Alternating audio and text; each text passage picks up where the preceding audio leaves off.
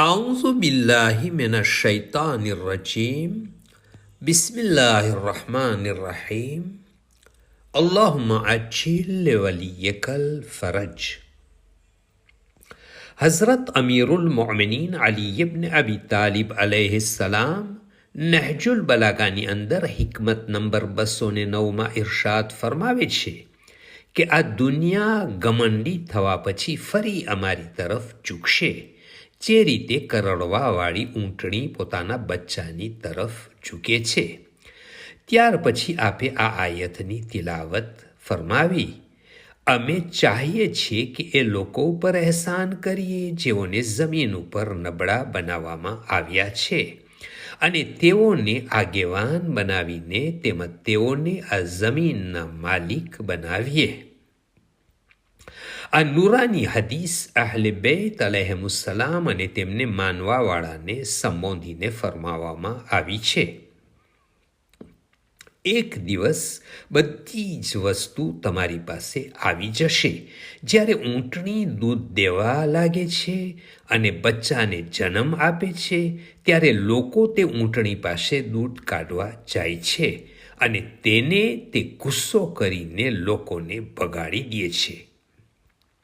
અને પછી જ્યારે તે પોતાના બચ્ચા પાસે જાય છે તો પ્યાર અને મોહબ્બતથી પેશ આવે છે અને તેની ઉપર મહેરબાની કરે છે. તો એવી જ રીતે આ દુનિયા પણ અમારી પાસે આવી જશે. અત્યારે આ દુનિયા ભલે અમારી પાસે નથી, પરંતુ એક દિવસ જરૂર આ દુનિયા અમારી પાસે આવશે અને અમારા દુશ્મનો અલ્લાહની મદદથી જલીલ થશે. એક દિવસ એવો આવશે કે આ દુનિયાની હુકુમત સારા અને સાલે લોકોના હાથમાં આવી જશે. અને કુરઆનમાં પણ આ વાતનો zikr થયેલ છે. જ્યારે જનાબે મૂસા અલૈહિસ્સલામ અને ફિરૌનનો કિસ્સો વાંચીએ છીએ, તેમાં આપણે પઢીએ છીએ કે જનાબે મૂસાના સાથીઓ કે જે કમજોર અને નબળા હતા, તો પણ ખૂબ જ મોટા ફિરૌનના લશ્કર સામે જીતે છે અને હુકુમત જનાબે મૂસા અલૈહિસ્સલામના હાથમાં આવી જાય છે. આ આયત ફક્ત તે સમય માટે નથી, બલકે બધા જમાના માટે છે.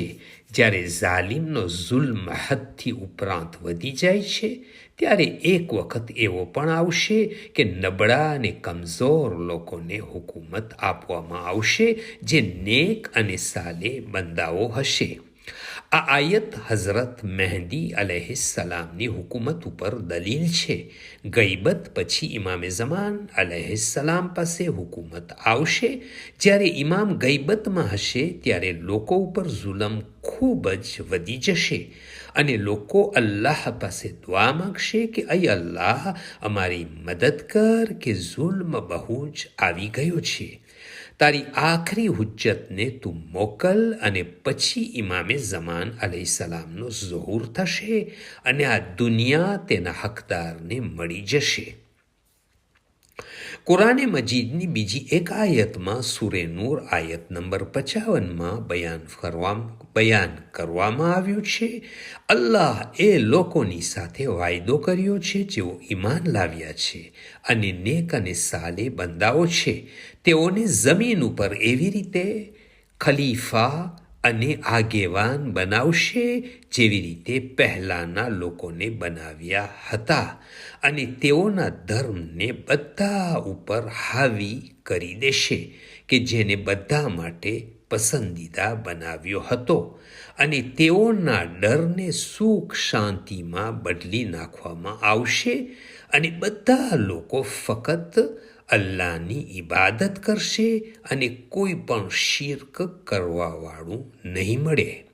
અને તે પછી પણ કોઈ કાફિર થઈ જાય તો બેશક તે લોકો ફાસિક અને બદકિરદાર લોકો છે. اللهم صل على محمد وآل محمد وعجل فرجهم from Fountain of Ahlul Bayt alayhim السلام.